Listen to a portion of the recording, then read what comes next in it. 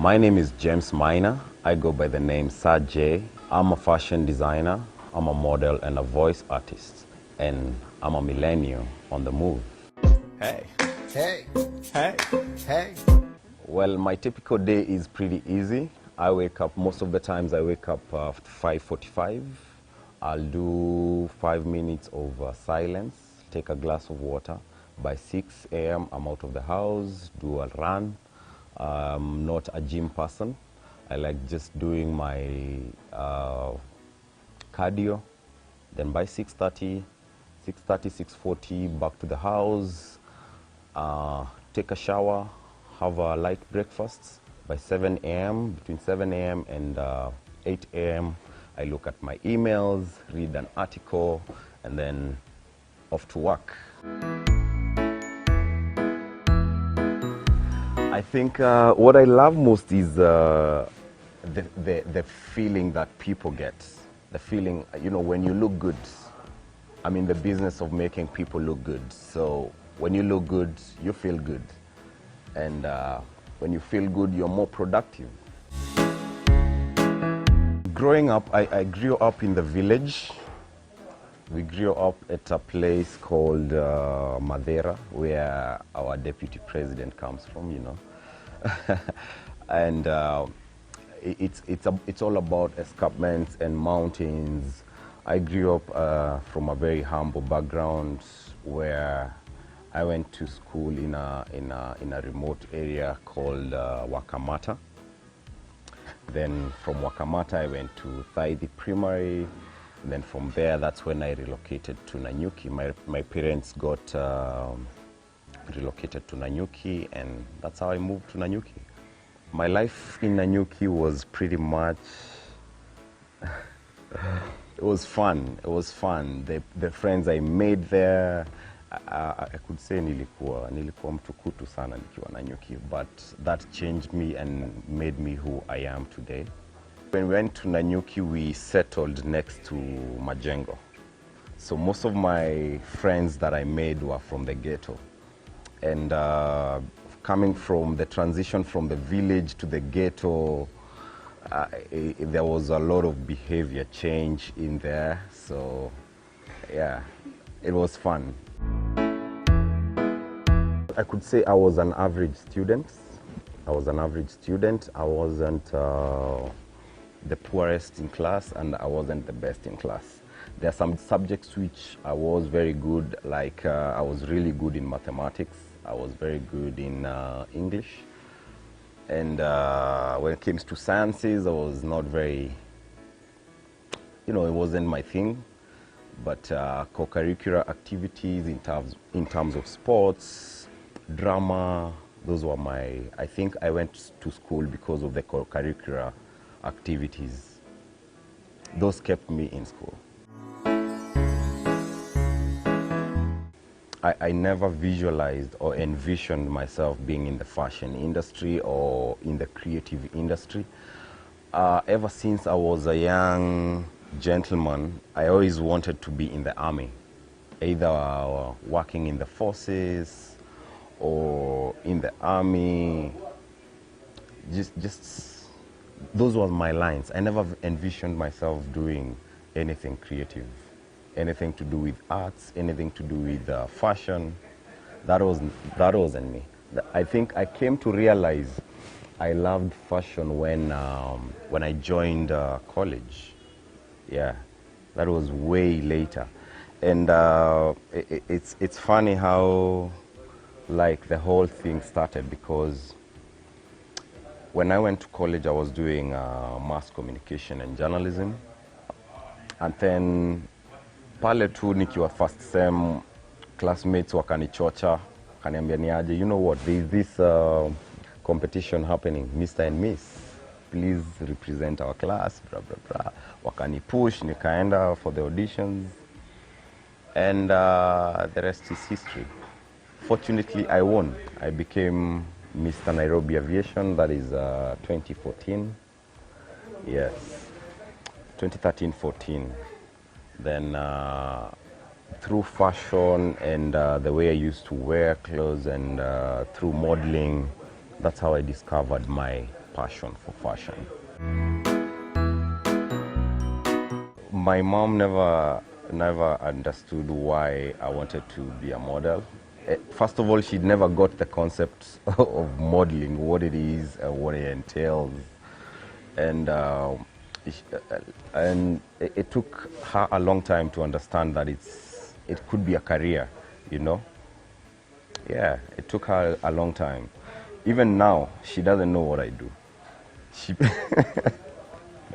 She knows I sell clothes, but she doesn't know how I make ends meet. And that's the funny thing. She's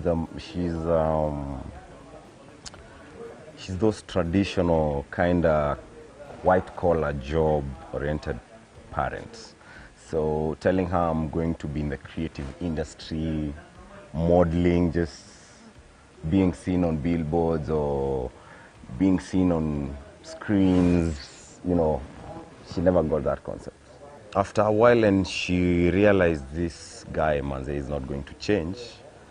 And he's always gonna do what he wants, because really I don't think I'm that kind of a person who is persuaded easily to change what I'm thinking. I'm this kind of a person, if I have an idea in my mind, I will run it through until I see it through. I have siblings. I have a brother and a sister, and they're in totally different fields. My brother is he did mathematics. My sister she just graduated, by the way, from JQuat. My biggest highlight is when I used to work for Woolworths, and I'm gonna tell you more about this when we come back. Don't touch that dial.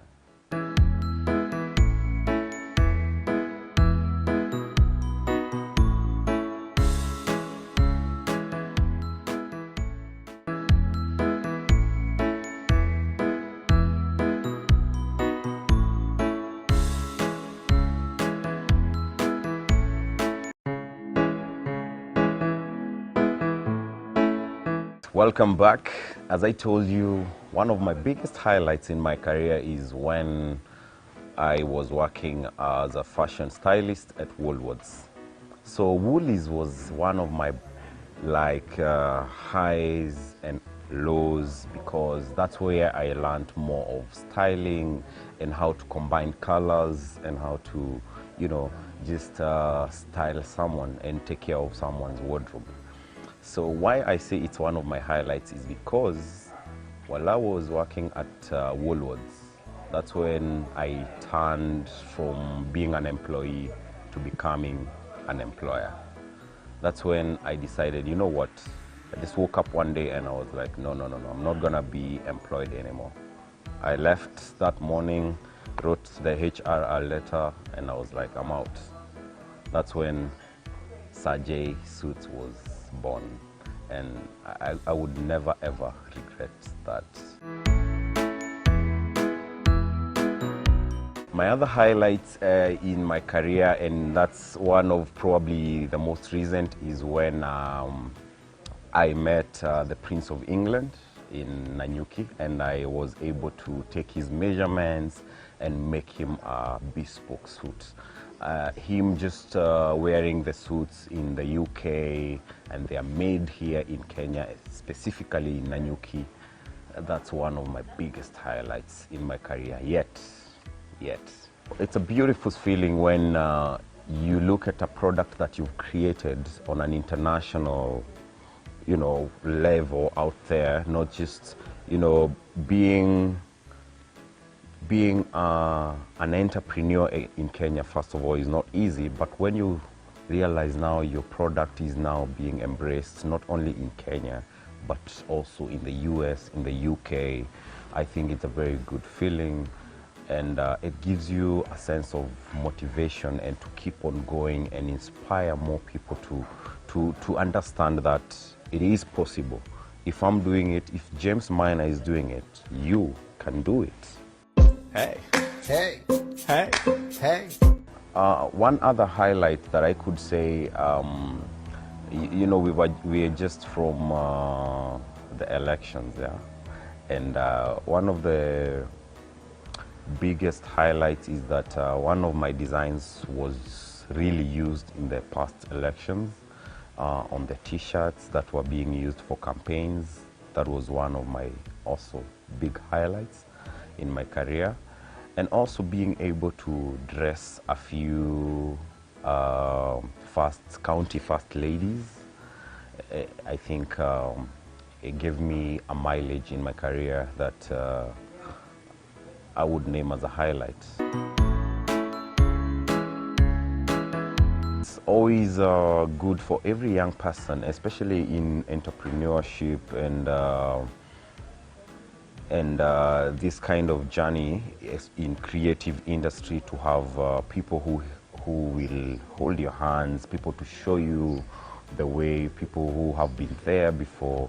In my case, I was lucky to have a few mentors, people like Edward Nyenaro from the 254 Talent Management. These are people who helped curate the career and the creative that I've become. People like Ajuma Nasenana, who believed in us, who believed in me when I was a very young model. And I was just starting my career, and I met Ajuma, and she's the one who gave me my first runway. Then also working with Edward from 254, I've been able to discover that my voice is not just for talking. I can do voiceovers and earn some living. So I really appreciate those people, and I feel like it's my responsibility also to help other young people behind me, or people who I can be able to pass one or two insights of what I know now. Being in my field as a fashion designer, first of all, is it's a big challenge. That before you make a name, before you start earning a living in terms of you know, getting clients, trusts to give you money, it's one of the biggest challenges, because as you know, manze, mafundi ama tailors wa Kenya hatuaminiki. So that is one of the biggest challenges, until you make something for someone and they are able to see your level of professionalism and how you keep your timelines and how good you are at what you do. Then it becomes a challenge to convince someone that you are doing this in an industry which is saturated with dishonesty and people who do not deliver. So one of the challenges is that you know, getting that trust to the client, to the clientele, and apart from that, getting quality fabrics. Getting quality fabrics in Kenya has also become a big challenge to most of the people in my line. And apart from that, we have this mitumba. Mitumba is also a big issue for us creatives who create our outfits from scratch. It's a good challenge that we have the thrifters and we have the MTMs, which is made to measure from scratch, and also we have the thrift. Thrift is good, but at the end of the day, it consumes our own economy. It leaves no room for manufacturers, it leaves no room for creators.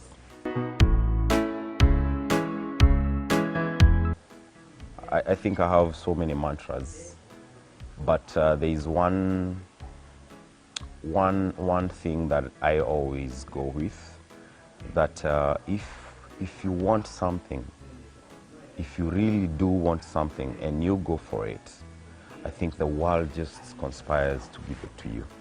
And that is through consistency and a constant improving of your skills and learning every other time. What I do is that if you don't find me in my workshop, you'll always find me on the internet looking for new designs, maybe on the Pinterest. I'm always looking at what other designers from West Africa, from the UK are doing, and I feed off from that. In the next 5 to 10 years, I see Sajay Sartorial, the brand, becoming a very big brand in terms of service delivery and the people that we are going to incorporate into the fashion line. We are also looking into cotton production. That means apart from the fibers that we are getting from the sisal and all that, we are going to be producing our own cotton. I look at, I envision to have cotton produced here and wool produced in Kenya, making our own clothes made in Kenya by Kenyans for Kenyans. And I feel like most of the millennials are on the right track, but we are very impatient. We need to learn the core values of consistency in whatever we do. Let's forget about this one-day success. Let's forget about all that. Focus on what you want to do in your life, what you want to do in your career, and be consistent and persistent as just keep on pushing. And I feel like most of the millennials go wrong when they do something for 1, 2, 3 weeks and think success is just supposed to come from that. No.